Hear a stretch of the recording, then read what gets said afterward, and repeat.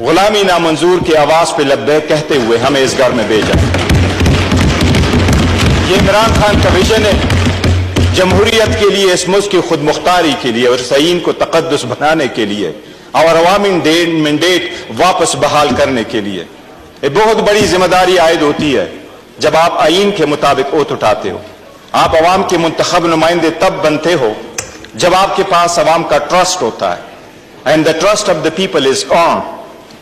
یا آپ فارم 47 پہ نہیں لے کے آ سکتے, یا فارم 45 کے حساب سے ہوتا ہے. بالکل جن کے پاس فارم 45 کے مطابق مینڈیٹ ہے, اس لیے 180 ہماری اسٹرینتھ ہے, وہ ہم دے چکے ہیں الیکشن کمیشن. جتنی نشان بھی لیا گیا, روکا بھی گیا, لیڈر کو بعد 5 دن کے اندر 3 کنویکشن بھی کرائی گئی اور لیڈرشپ کو بھی اندر روکا گیا. یہ خیال اور باور کرایا گیا کہ عوام بھول جائیں گے, لیکن عوام کے دلوں میں آج بھی ہے کہ اس ملک کا حقیقی leader, popular leader Imran Ahmad Khan صاحب کی آج. یہ ہمارا مطالبہ رہا ہے, یہ ہمارا زندگی بھر مطالبہ رہے گا.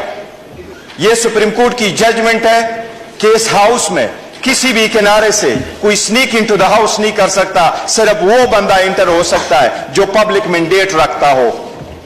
پبلک مینڈیٹ کے علاوہ کوئی انٹر نہیں ہو سکتا. پہلی بات تو یہ کہ وہ اس ہاؤس کی تقدس پامال ہوگا اگر وہ لوگ بیٹھے ہیں جس کو دنیا جانتی ہے کہ وہ اسٹرینجر ہے, جس طرح آپ کے سامنے بائیں طرف بیٹھے ہوئے ہیں.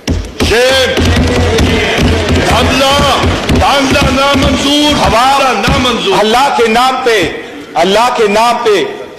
نام پہ وہ تو ٹاکے کہتے ہیں کہ فرض نبھاؤں گا.